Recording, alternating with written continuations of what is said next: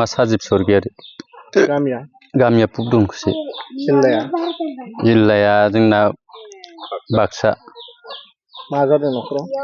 न'खराव जोंहा गथ' सासे गोमाना दङ, मोनाखै। खोरोमदाव सरगियारि। 12-13 दिनसो जाबाय, मोनाखै। बैसोआ 15 बोसोर जाबाय। मा जानानै खारखोमा? बियो लोगोफोरजों बिदिनो गिदिंबाय थायो, स्कुलावबो थाङा। स्कुलाव थांनो होबाबो खारखुमायो। ओमफ्राय बिदिनो बायजो बाहेरायाव थानायनो बेलेगाव ओंखारलांदो इयो। दासिमबो न'आव फैयाखै। मा लुगैदों दा? दा आं बेखौ न'आव फैजानो लुगैदों आरो मोननो लुगैदों। मोनोबा हमनानै दोन, सोरबाफोर नुयोबा। न'खरसिम फोरमायहरनांगौ। न'खरसिम फोरमायहरनांगौ। आंनि मुङा साजिब सरगियारि। गामिया पुगदुमखुसि। जिल्लाया जोंना बाक्सा। मा जादों न'खराव? न'खराव जोंहा गथ' सासे गोमाना दङ, मोनाखै।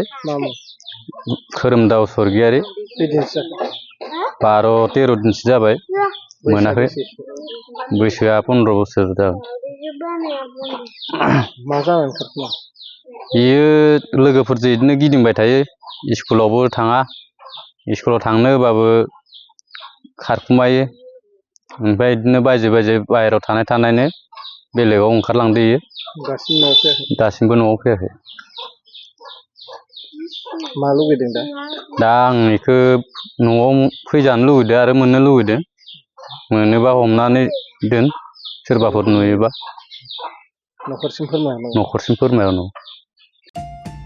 फरायसाफोरनि थाखाय मोनसे फोसावथाय।